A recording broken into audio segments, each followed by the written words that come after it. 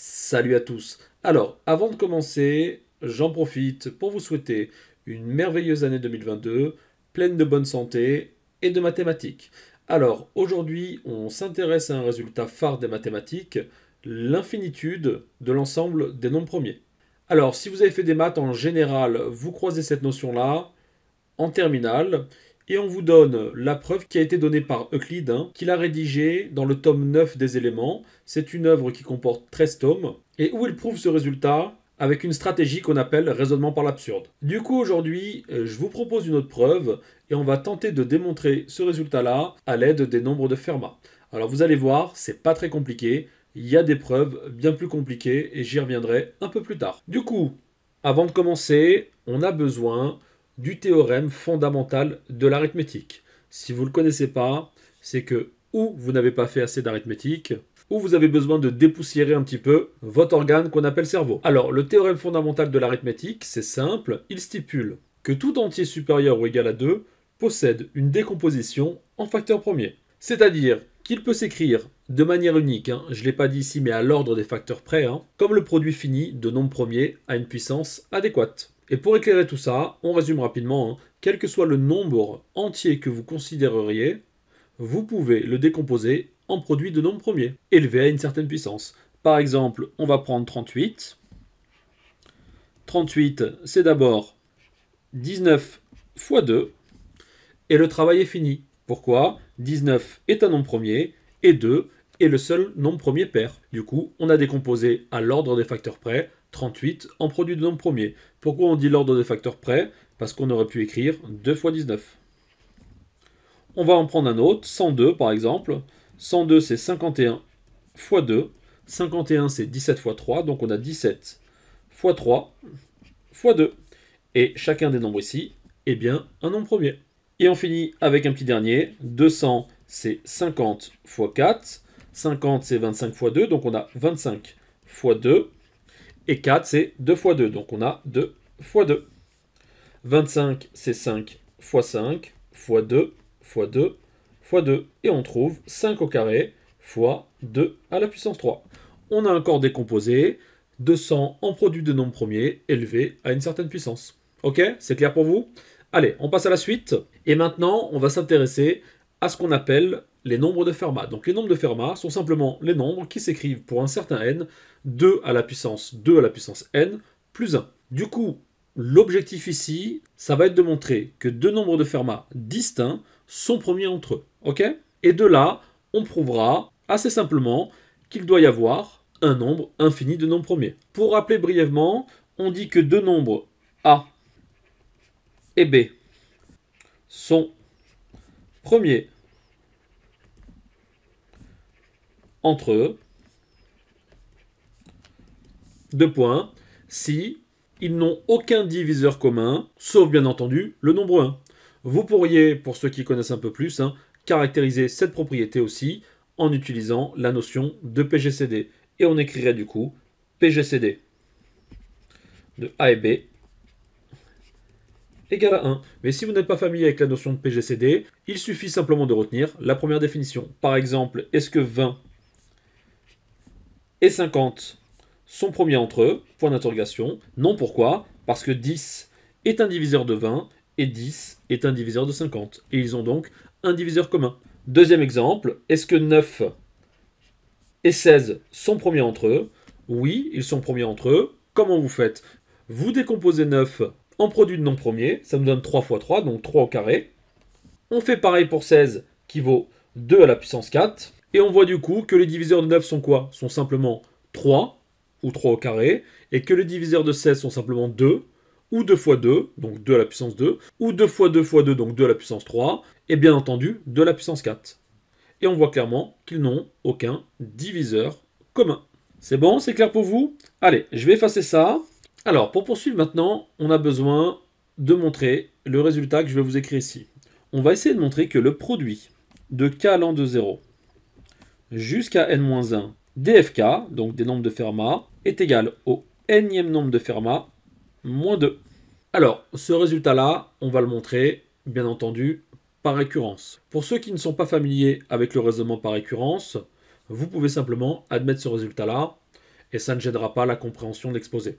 Ici, bien entendu, c'est pour n supérieur ou égal à 1. Alors, pour ceux qui sont familiers avec le raisonnement par récurrence, on va d'abord initialiser la propriété au premier rang possible. Ici, c'est n supérieur ou égal à 1, donc on va commencer avec n égale à 1.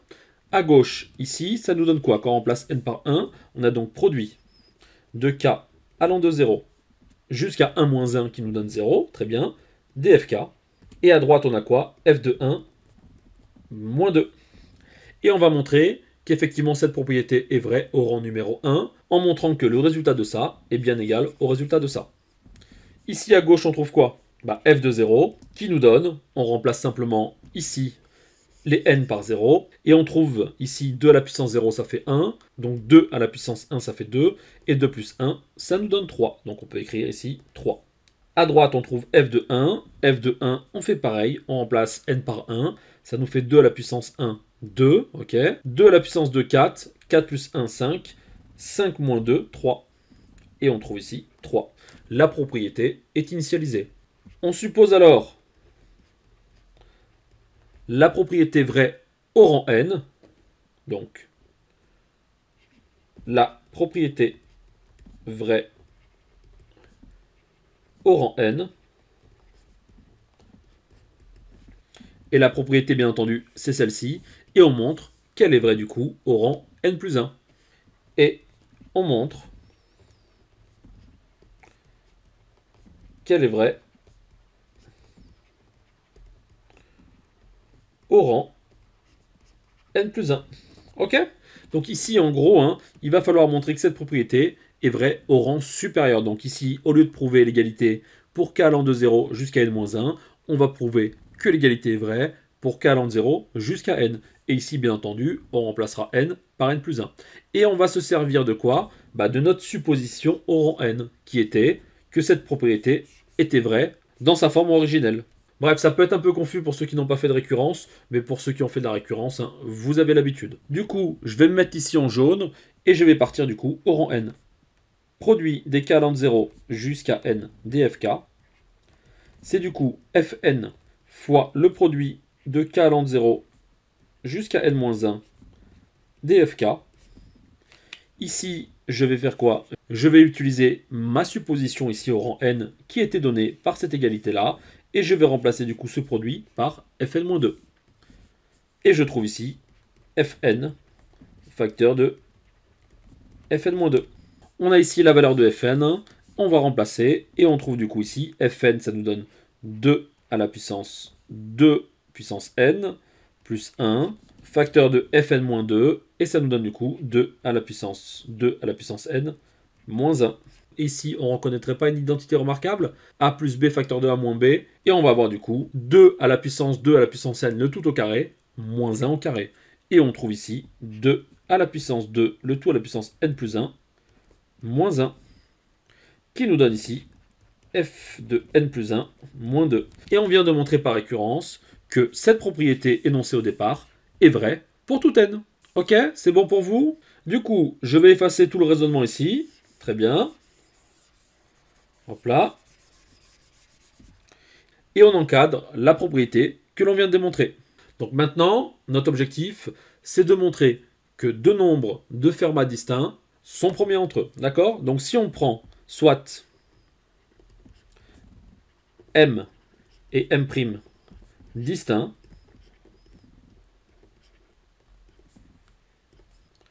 alors fm et fm' premiers entre eux. Ok? Du coup, je vous rappelle, s'ils n'étaient pas premiers entre eux, qu'est-ce qui se passerait? Ils auraient un diviseur commun, on est d'accord. On va supposer dès lors que petit d est un diviseur de fm et fm'. Et on va voir que l'on a, en supposant ça, une contradiction. Et pour ce faire, on va supposer par exemple, et ce n'est pas important en l'ordre, que m est plus grand que m'. Ok? Puisqu'ils sont distincts, ou l'un est plus grand que l'autre, ou l'autre est plus petit que l'un, quoi. Vous avez compris. Du coup, si d est un diviseur de fm, qu'est-ce qui va se passer concrètement? On a d'après cette propriété, et on va la réécrire ici avec la lettre m, pour que vous y voyez plus clair. On a du coup ici, et je vais l'écrire en vert, Fm moins 2 est égal au produit de K allant de 0 jusqu'à M moins 1 dfk. D'accord? Mais ce qu'il faut bien comprendre ici, si on écrit ce produit de façon séparée, on va avoir quoi? F de 0 fois F de 1 fois, etc. Et ce, jusqu'à Fm moins 1. Et on a dit quoi ici? Petit m est plus grand que m'.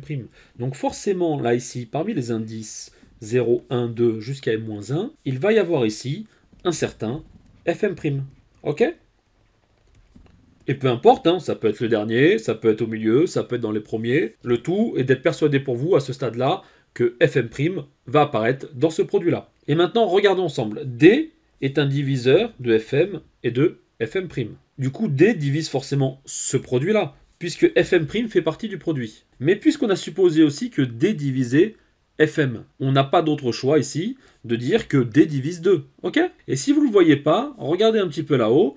On a du coup ici Fm moins 2 divisé par D, c'est égal à un certain alpha fois Fm' divisé par D. J'ai divisé des deux côtés.